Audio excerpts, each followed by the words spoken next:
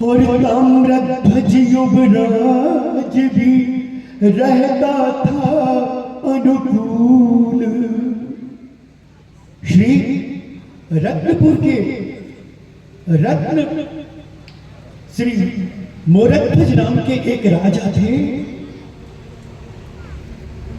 जिनके जीवन में श्री पिंगला नाम की उनकी सहधर्मिणी साथ थी। जीवन इतना उच्च था कि जिसके संदर्भ में श्री यमराज जी को भी बड़ी चिंता और विद्वेष हो गई थी। छोटे से बालक 5 वर्ष के बालक श्री ताम्रध्वज के साथ उनका जीवन बहुत प्रेम पूर्वक व्यतीत हो रहा था। 2 लक्ष्य था उनका। एक तो सनातन को पूरी निष्ठा से सनातन धर्म में स्थित थे वो। अतिथि कोई भी भूखा न जाए, राज्य में कोई भी भूखा न रहे, संत महात्माओं को कहीं कोई पीड़ा न हो। और दूसरे, राज्य में कोई भी मांसाहारी लोग नहीं थे।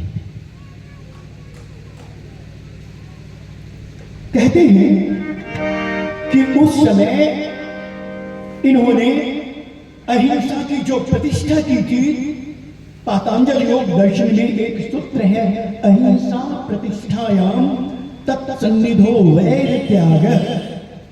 जहां अहिंसा की प्रतिष्ठा होती है वहां निर्वैरता आ जाती है, वहां बैर किसी से रहता नहीं।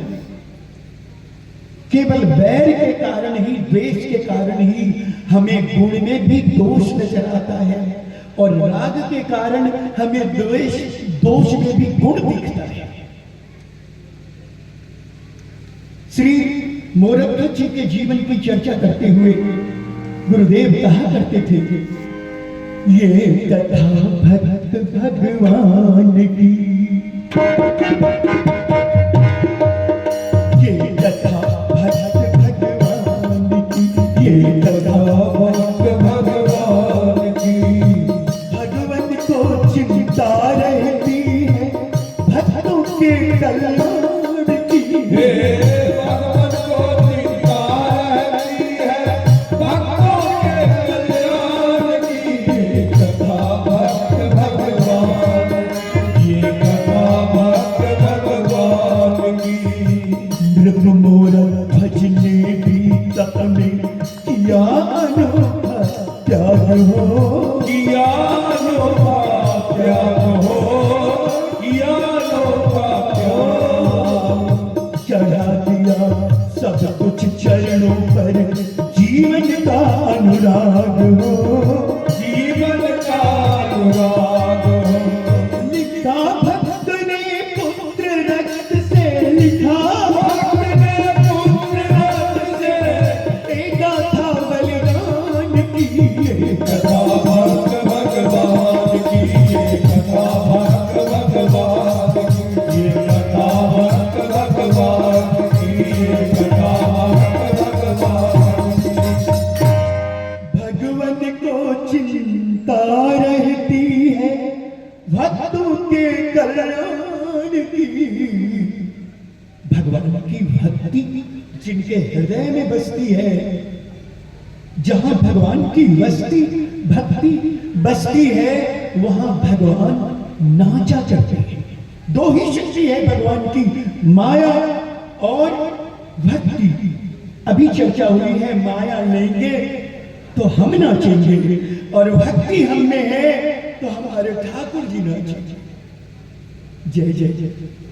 श्री मोरध्वज जी की चिंता भगवान करते हैं, और भक्त मोरध्वज अपनी निष्ठा से प्रजाओं का पालन करते हुए धर्म का निर्वाह कर रहे थे। उनके अहिंसा व्रत और उनके धर्म के कारण श्री ठाकुर जी की एक दिन ऐसी आज्ञा हुई, उन्होंने कहा, सुदर्शन जी प्रभु, आप तो आज से मेरी आज्ञा है कि मेरी सेवा के लिए आपको रत्नपुर जाकर वहां चारों ओर पहरेदारी करनी होगी। दो कार्य होगा आपका। एक तो रत्नपुर पर किसी और राजा के द्वारा चढ़ाई ना हो, कोई राजा इस राज्य पर चढ़ाई न करे। और दूसरा कार्य कि यमदूत कोई भी रत्नपुर में नहीं आए। रत्नपुर का मरने वाला या रहने वाला बच्चा बच्चा शरीर छोड़कर केवल और केवल मेरे साकेत में आएगा, मेरे विष्णुलोक में आएगा। जाइए पहरा दीजिए। सुदर्शन जी का पहरा हो गया। उस दिन से भगवान की आज्ञा से श्री सुदर्शन जी सदा सावधान रहकर चारों ओर पहरा दे रहे हैं। और मोरध्वज जी निश्चिंत होकर भगवान की भक्ति पूर्वक अपना राज्य का शासन चला रहे थे। एक दिन की कथा है, संक्षिप्त में स्मरण दिला रहा हूं। एक दिन यमराज के 4 दूत घूमते घूमते धरती पर भारत भूमि में जब चक्कर लगा रहे थे तो रत्नपुर के पास आए। यहां आकर उन्हें कुछ लगा कि इस भूमि पर कुछ विचित्रता, उन्हें लगा कि कुछ अदृश्य शक्ति ऐसी है जो यहां प्रवेश में बाधक है। एक ने कहा कि थोड़े दिन से हम लोग धरती पर जाते तो सब जगह हैं, धरती के सारे प्राणी हमारे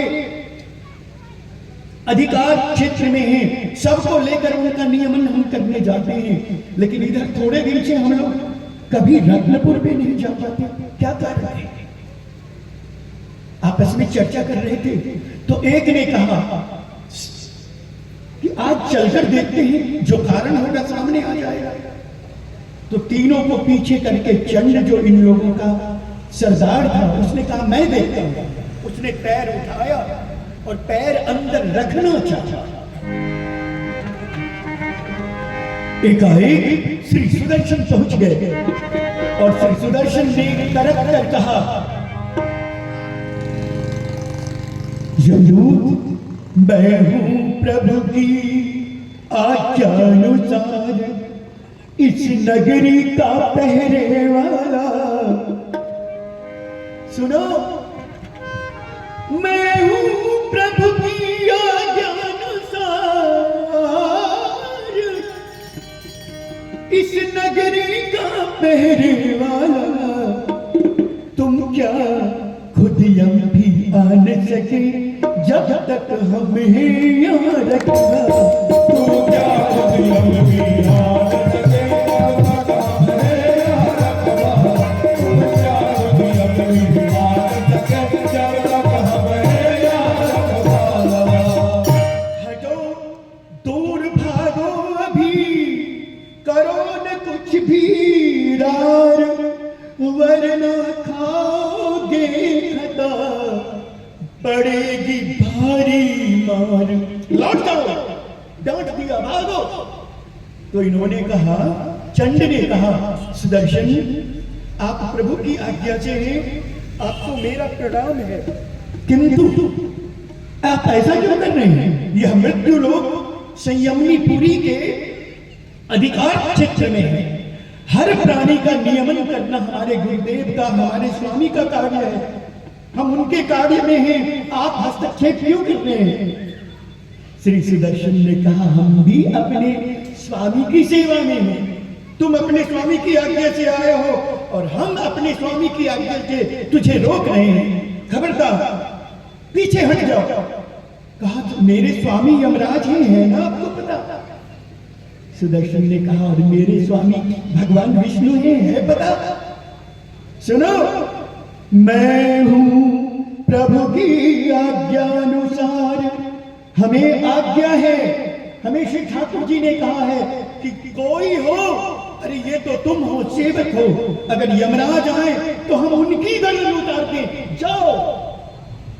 इन चारों ने देखा लौट जाने में ही कुशल है, हमें लौट ही जाना चाहिए। जब हमारे स्वामी के लिए भी इनके मुख पर ऐसी शक्ति है, ऐसी तलखी है, तो हमें लौटना चाहिए। लौट तो गए, लेकिन बड़ा दुखी हुए, बड़े दुखी हुए। मन में हुआ कि मेरे स्वामी के साम्राज्य में स्वामी सहित हम लोगों की इतनी बेइज्जती हुई, हम लोगों का इतना निरादर हुआ, नहीं, ये उचित नहीं हुआ। हम ऐसी सेवा नहीं करेंगे। आज हम स्वामी की सेवा से छुट्टी ले लेंगे। और यह सब तेजी से चलते हुए यमराज के दरबार में पहुंचे।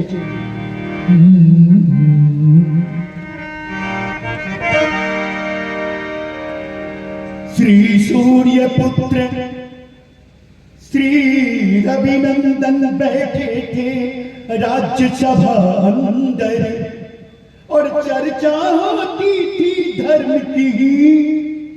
धार्मिक चर्चा करते हुए वे किसी संत से सत्संग कर रहे थे। उसी समय ये चारों पहुंचे। स्वामी, प्राणियों को मारने वाले अस्त्र शस्त्र फेंक कर कहा, क्षमा करिएगा, मैं बीच में बिना बुलाए बोल रहा हूं और आपकी बातचीत में खलल डाल रहा हूं। स्वामी, हम प्रणाम करते हैं, हम आपकी सेवा से छुट्टी पाना चाहते हैं, हम चारों को अवकाश दे दीजिए। यमराज ने इन संतों को प्रणाम किया और पूछा, क्या बात है? आज तो हमको तो लगा भूल गया। ठीक ठीक ठीक, श्री राम श्री राम श्री राम। बोलिए भक्तवत्सल भगवान की जय। श्री सत्य सनातन धर्म की जय। भारत माता की जय। सज्जनों, श्री यमराज ने संतों से आज्ञा ली और कहा, बोलो, बात क्या है? कहा, स्वामी, हम आपकी सेवा में अब रहने के योग्य नहीं हैं। जब हम आपकी सेवा कर ही नहीं सकते, जब हम आपकी आज्ञा का पालन कर ही नहीं सकते, तो हम कैसे सेवा और क्या सेवा? हमारी छुट्टी कर दीजिए। कहा, बताओ, कारण बताओ, बात क्या है? मुझे पूरी बात बताओ। कहा, स्वामी, एक मोरध्वज नाम के राजा हैं। स्वामी, यमराज बोले, हैं, मोरध्वज नाम के राजा हैं, सुना है हमने। कहा, सुनो, बताओ क्या हुआ आगे? कहा, स्वामी, हम लोग उनके राज्य में जाना चाह रहे थे। चलेंगे? ठीक ठीक ठीक, आपका सम्मान।